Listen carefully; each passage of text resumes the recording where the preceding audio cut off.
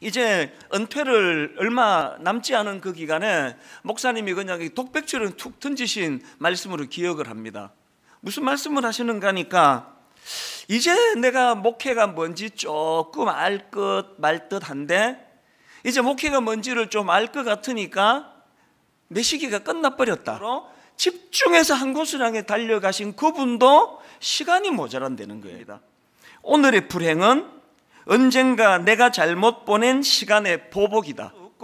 오늘 내가 이 시간을 잘못 사용하면 더 나이가 든 어느 시점에서 그것이 나를 복수한다. 뭐로 의미하겠습니까? 하루하루 최선을 다해 살아가는 것의 중요함을 일깨우는 그런 경고 아닙니까? 그 빠삐용이라는 유명한 영화 대사에 나오는 한 대목인데요. 이제 그 주인공이 자기 아내를 죽였다는 억울한 누명을 쓰고 이제 감옥에 갑니다.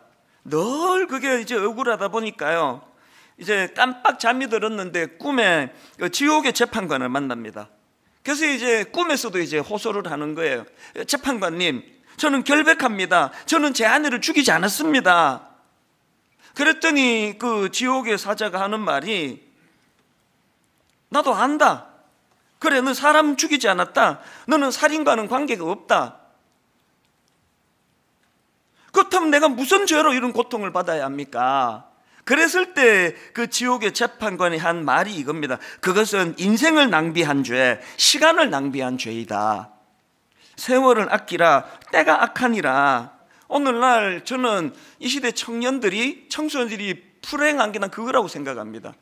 시대를 잘못 만나가지고 괜히 이거 무슨 스마트폰이니 이거 별 필요도 없는 이런 걸 만든 이후에 이 청소년 길을 보내다 보니 시간 도둑질을 얼마나 많이 당합니까? 뭐 정신을 차릴 수가 없습니다. 그건 어른들도 마찬가지예요. 오는 아끼라, 이 단어는 헬라어로 엑사고라조라는 단어인데요, 이 단어는 원래 사다, 대가를 지불하고 구해내다, 이런 뜻을 가진 단어입니다. 이게 뭘 강조하는 표현입니까? 그만큼 내게 주어진 시간이 소중한, 내 가진 모든 걸 다 주고 반드시 사야 되는 금은 보화와 같이 중요한 게, 그게 바로 내게 주어진 시간이다. 이걸 강조하기 위한 그 표현 아니겠습니까? 하여튼 전에는 안 그러셨거든요.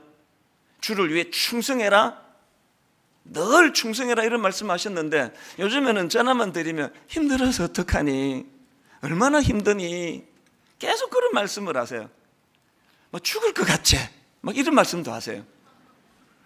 얼마나 힘드니, 얼마나 힘드니 그러시면요, 제가 앵무새처럼 대사가 있습니다. 딱 두 마디 말씀을 드립니다.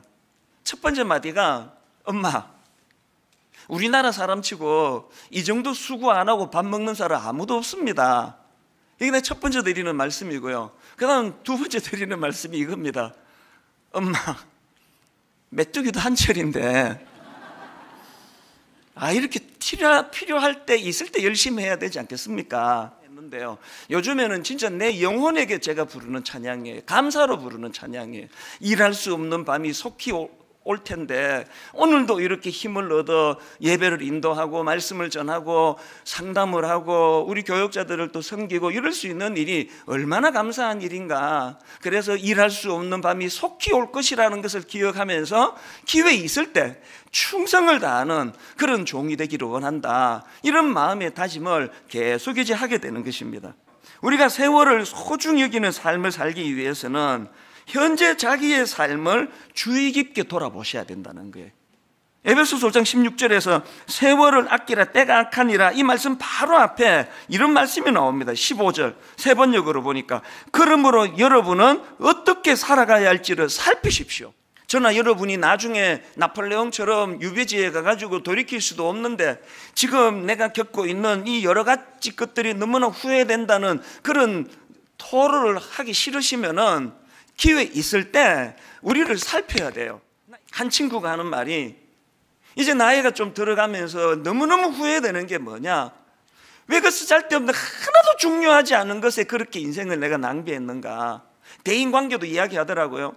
조금만 품어버리면 되는데, 조금만 용납하면 되는데 그거를 시시비비를 가리느라고 그런데 에너지를 왜 이렇게 많이 낭비했는지 모른다고.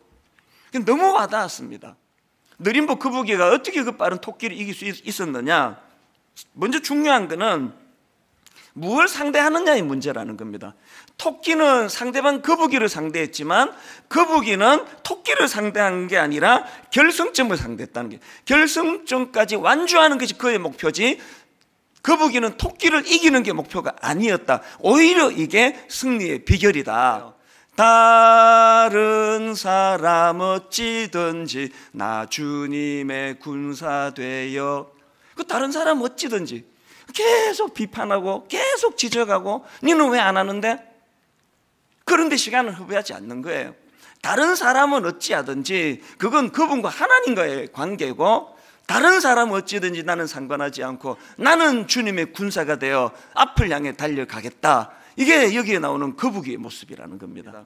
그러고 보니까 예수 그리스도를 믿는다는 것은 토끼가 되라는 세상에서 거북이로 살아가는 것 같아요. 그 대표적인 케이스가 바로 사도 바울 아닙니까? 그는 예수 그리스도를 만난 이후로 빌립보 3장 12절 내가 이미 얻었담도 아니요 온전히 이루었담도 아니라, 내가 이미 얻었담도 아니요 온전히 이루었담도 아니라 오직 내가 그리스도 예수께 잡힌 바 된 그것을 잡으려고 달려가노라. 하나님, 우리 아이의 상대는 옆집 아이가 아니라 우리 아이의 상대는 결승점입니다. 우리 아이가 속도가 얼마나 느린지 얼마나 빠른지 거기에 내가 관여하지 않고, 저는 우리 아이가 목표를 향하여 달릴 수 있는 그런 자녀가 되도록 하나님께 기도하며 하나님을 의지하기 원합니다. 이 주의 뜻이 내 삶의 기준이 되고 있는지를 늘 돌아보셔야 합니다.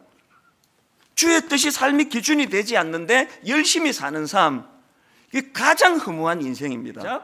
세월을 아끼라 때가 악하니라.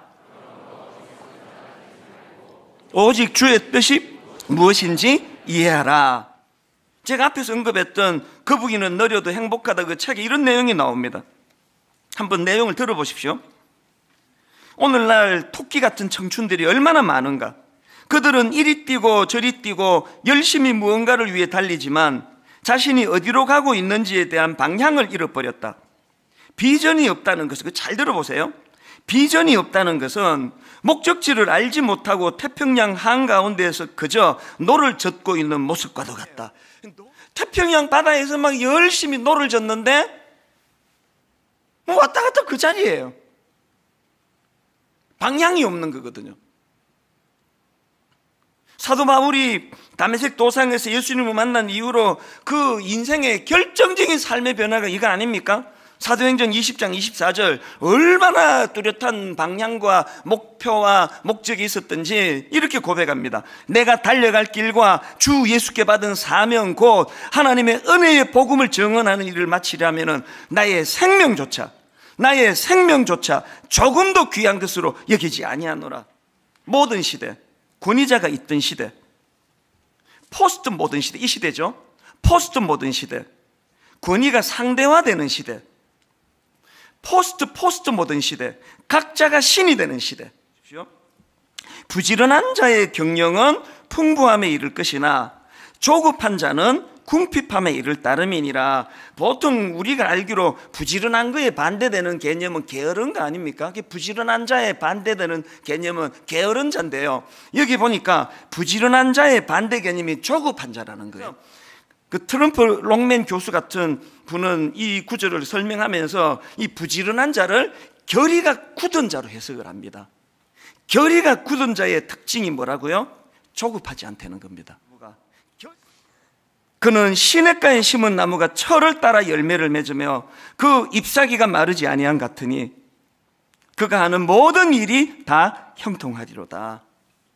그 다음에 바람직하지 못한 인생, 지혜롭지 못한 인생, 악인으로 표현되는 4절입니다. 악인들은 그렇지 아니하며 오직 바람에 나는 겨와 같도다. 시사 잡지 몇 개씩 읽어보고 늘 민첩하게 움직이는데 바람에 나는 겨예요. 향방 없이 막 정신없이 분주하게 사는데 막 숨이 안 쉬어질 정도로 바쁘게 사는데 태평양 바다에서 노젓고 있는 거예요. 맨날 그 자리예요. 그래서 허무한 거 아닙니까?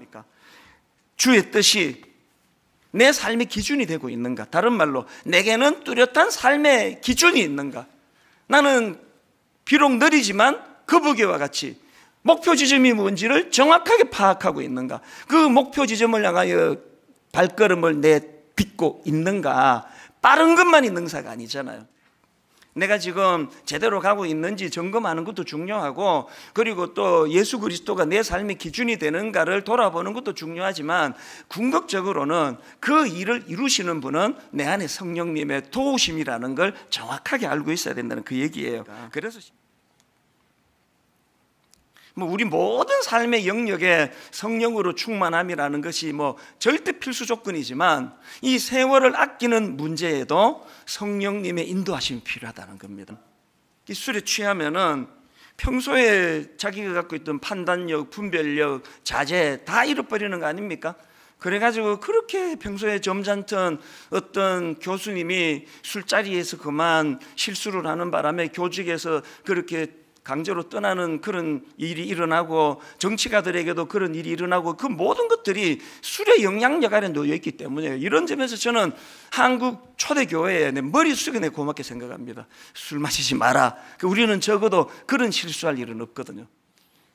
저를 누가 따끔하게 지적해 주시고 목회 어떻게 그렇게 하느냐고 혼을 내주시던 담임 목사님이 계시지 않기 때문에 저에게는 성령으로 충만하기 원합니다. 성령님 저를 지도해 주시고 깨우쳐 주시고 가르쳐 주시고 때로는 책망하시고, 내 인생의 마지막에 나폴레옹처럼 유배지에서 오늘의 불행은 언젠가 내가 잘못 보낸 시간의 보복이다, 이런 무기력한 소리 하면서 인생을 끝내고 싶지 않습니다. 예수께서 신 포도주를 받으신 후에 이르시되 다 이루었다 하시고, 다 이루었다 하시고 머리를 숙이니 영혼이 떠나가시니라. 예수님은요, 이 마지막 이 한마디를 선포하시기 위하여 모든 걸 견뎌내시고, 모든 걸 견뎌내시고, 모든 걸 견뎌내시고 결국은 다 이루었다. 여러분, 저는요 이 찬양이요 너무나 혼미함이에요. 내일은 난 몰라요. 앞으로 어떤 일이 일어날지는 알지 못합니다.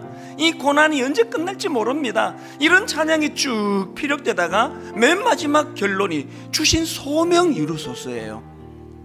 다시 말씀드리지만 이번에 멕시코 시티 가가지고 내 대접을 얼마나 잘 받았는지, 미국 가서 얼마나 내가 이번에 잘 지냈는지 이거 하러 간 거 아니거든요.